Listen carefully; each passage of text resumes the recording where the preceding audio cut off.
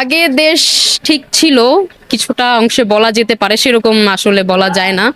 কিন্তু এখন একটা বিশৃঙ্খলা দেশের মধ্যে সৃষ্টি হয়েছে। যেমন এখন আমরা যখন রাস্তা দিয়ে যাই, এলাকার কিছু ছেলেপেলে থাকে যারা এক সময়, আগেকার সময় যেটা ছিল তখন তারা কোনোভাবে টিচ করতো না, কিন্তু বর্তমানে হচ্ছে তারা বিভিন্নভাবে মেয়েদেরকে টিচ করে। পুলিশ সেখানে দাঁড়িয়ে থাকা অবস্থায় কোনো রকম কোনো সহযোগিতা করে না, ইনফ্যাক্ট না দেখার একটা ভান করে তারা চলে যায়। এক কথায় পুলিশ পুরো দমে তারা পঙ্গু হয়ে গেছে। কিছুদিন আগে আমি আমার বাবাকে নিয়ে ব্রাডেম হাসপাতালে যাই, উনি বেড রেস্টের একজন রুগী, ওইখানে আন্দোলন হচ্ছে। পিজি হাসপাতাল, ব্রাডেম হাসপাতাল, এইখানে বাংলাদেশে যত হতদরিদ্র মানুষরা আছে তারা এখানে চিকিৎসা করতে আসে। কিন্তু এই আন্দোলনের কারণে আমি দেখেছি মানুষজন কান্না করতেছে, যেতে পারতেছে না, প্রচন্ড বাজে অবস্থা। ইনফ্যাক্ট আমার আব্বুকে লাস্ট পর্যন্ত বেড রেস্টের রোগীকে আমি হাঁটায় নিয়ে যাই, এরকম একটা অবস্থা। এরকম আমরা দেশ চাই না, এরকম রাষ্ট্র আমরা চাই নাই কখনোই।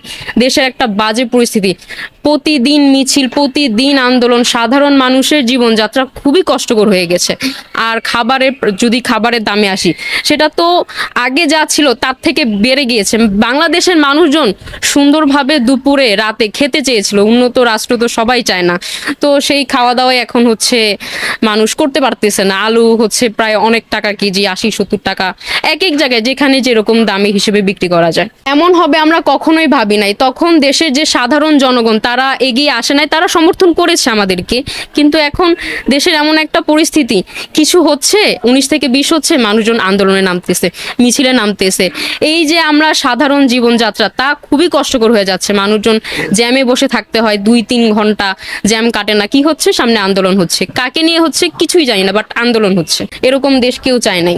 আগে দেশ ঠিক ছিল, কিছুটা অংশে বলা যেতে পারে, সেরকম আসলে বলা যায় না। কিন্তু এখন একটা বিশৃঙ্খলা দেশের মধ্যে সৃষ্টি হয়েছে। আমরা যখন রাস্তা দিয়ে যাই, এলাকার কিছু ছেলেপেলে থাকে যারা এক সময়, আগেকার সময় যেটা ছিল তখন তারা কোনোভাবে টিচ করতো না, কিন্তু বর্তমানে হচ্ছে তারা বিভিন্নভাবে মেয়েদেরকে টিচ করে। পুলিশ সেখানে দাঁড়িয়ে থাকা অবস্থায় কোনো রকম কোনো সহযোগিতা করে না, ইনফ্যাক্ট না দেখার একটা ভান করে তারা চলে যায়। এক কথায় পুলিশ পুরো দমে তারা পঙ্গু হয়ে গেছে, শিক্ষার্থীদের কোনো রকম ভাবে সাহায্য করতেছে না, যা সব শুধু দেখানোর কারণে। যেমন রাষ্ট্র আমরা চেয়েছিলাম, কিছুই না।